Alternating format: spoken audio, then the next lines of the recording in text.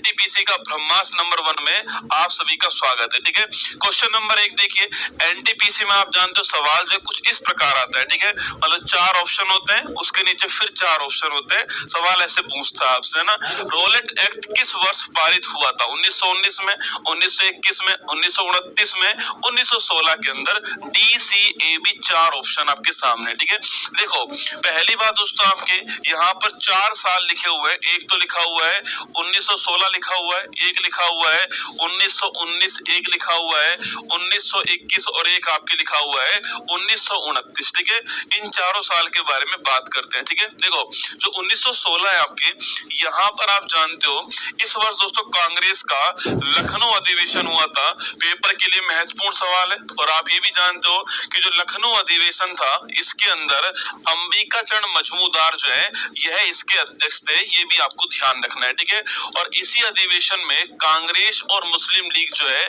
इसके मध्य क्या हुआ था, एग्रीमेंट हुआ था। और कांग्रेस में जो गरम और नरम दल है, इनका भी आपस में जो एग्रीमेंट है वह भी यही हुआ था। आपको ध्यान रखना है। ठीक है, तो गरम दल और नरम दल का आपस में जो एग्रीमेंट है वो भी यहाँ हुआ था। ये चारों पॉइंट आपको इसमें ध्यान रखना है 1916 के लखनऊ अधिवेशन के अंदर। ठीक है, 1916 के अंदर दोस्तों आपके एक और चीज होती है, आप जानते हो, जिसको बोलते हैं होम रूल लीग मूवमेंट। ठीक है, तो होम रूल लीग मूवमेंट जो है इसकी शुरुआत भी कब होती है, 1916 के अंदर होती है। और एनी बेसेंट और आपके साथ में, एनी बेसेंट के साथ में बाल गंगाधर तिलक जो है ये मिलकर जो है आपके इसको स्टार्ट करते हैं। आपको ध्यान रखना है। ठीक है, तो एनी बेसेंट और तिलक साहब जो है मिलकर इसको स्टार्ट करते हैं, ये आपको ध्यान रखना है। ठीक है, अगला क्वेश्चन है 1919 दोस्तों ना। इसी 1919 में आप जानते हो इसी में एक एक्ट आया जिसका नाम था रोलेट एक्ट। ठीक है, इसे बोलते हैं ना अपील, ना दलील, ना वकील का कानून। क्या बोलते हैं इसको? इसे बोलते हैं ना अपील, ना दलील, ना दलील और ना वकील का कानून कहते हैं। आपको ध्यान रखना है। ठीक है, अगला क्वेश्चन पूछूं आपसे, इसी 1919 के अंदर एक कांड हुआ था आपके, और वह नरसंहार कौन सा था? 13 अप्रैल 1919। अभी फिल्म आई है, इसके ऊपर ध्यान रखना। जलियांवाला बाग हत्याकांड कौन सा था?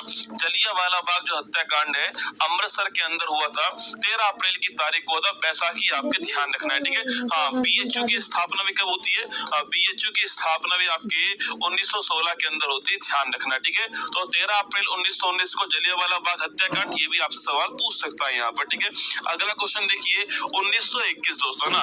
देखो 1919 का एक एक्ट आया था, आपको याद होगा, मॉन्टेग्यू चेम्सफोर्ड अधिनियम। ठीक है, 1919 का मॉन्टेग्यू चेम्सफोर्ड अधिनियम आया था, शायद आपको याद होगा।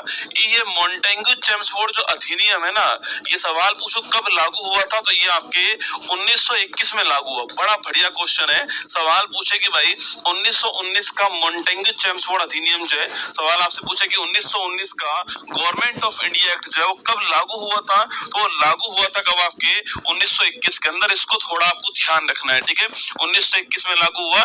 एग्जाम में सवाल बन सकता है। ठीक है, सवाल पूछे दोस्तों आपसे यहाँ पर कि जो प्रांत है उसमें ड्यूअल सिस्टम कब लागू हुआ, तो प्रांतों में पूछूं आपसे, प्रांतों में आपके प्रांत में द्वैध शासन जो है इसकी शुरुआत भी कब होती है?